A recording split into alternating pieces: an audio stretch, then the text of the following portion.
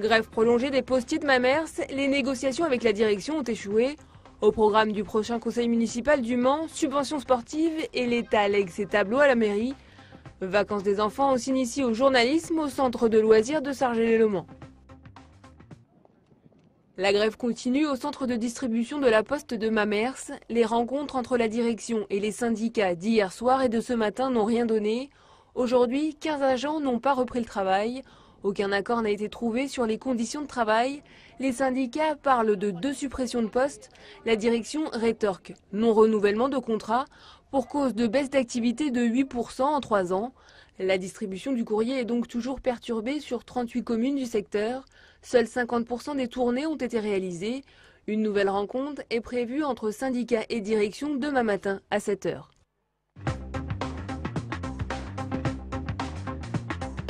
Petit conseil municipal demain au Mans avec 23 points seulement à l'ordre du jour, pour une grande partie consacrée à l'attribution de subventions aux clubs sportifs locaux. Si le Mans affichait une ambition d'économiser 500 000 € cette année, c'est le budget communication qui sera touché. Les clubs sportifs n'en pâtiront pas, la culture non plus. Le maire a annoncé le recrutement d'un directeur des musées du Mans. Il prendra son poste le 1er septembre. Des musées qui prochainement vont récupérer les fonds d'État. Ces tableaux entreposés dans leurs réserves dont ils vont devenir propriétaires. Ces toiles sont mises à notre disposition depuis plus d'un siècle.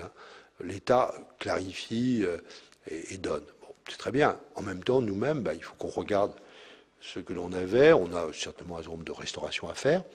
Et puis, on s'est intéressé à nouveau à un certain nombre de choses qui sont là depuis tellement longtemps que certaines d'entre elles...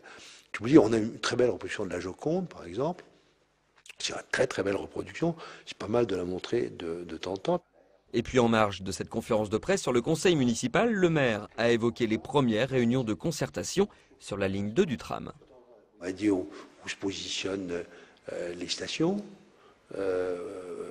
quelles sont les conséquences sur la circulation, quels sont les aménagements urbains d'accompagnement, comment ça se présentera pour la place des Jacobins. Plus d'informations concrètes lors de cette première réunion, le 28 mars.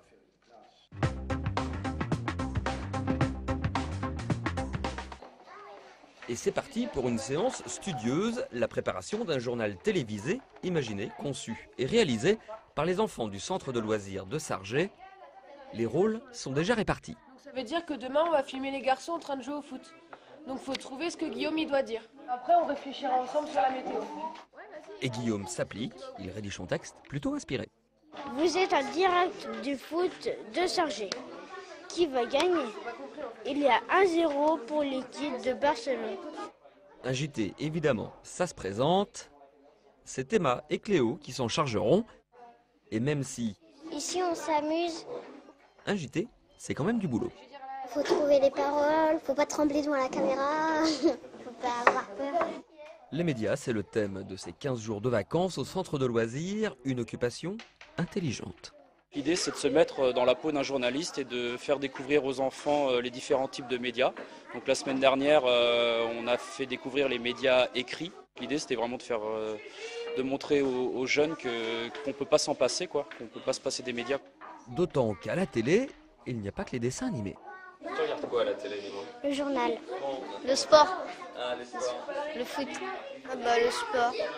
Téléspectateurs privilégiés, ce sont les parents qui auront la primeur et l'exclusivité du JT vendredi.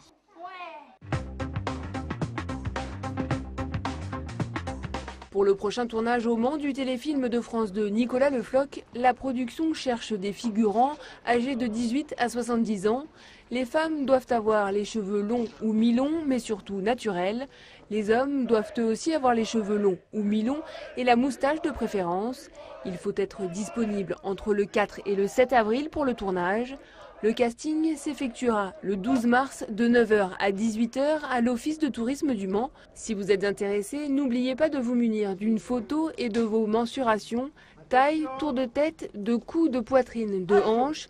Il vous sera également demandé votre pointure et votre taille de veste et de pantalon sur une fiche de renseignement.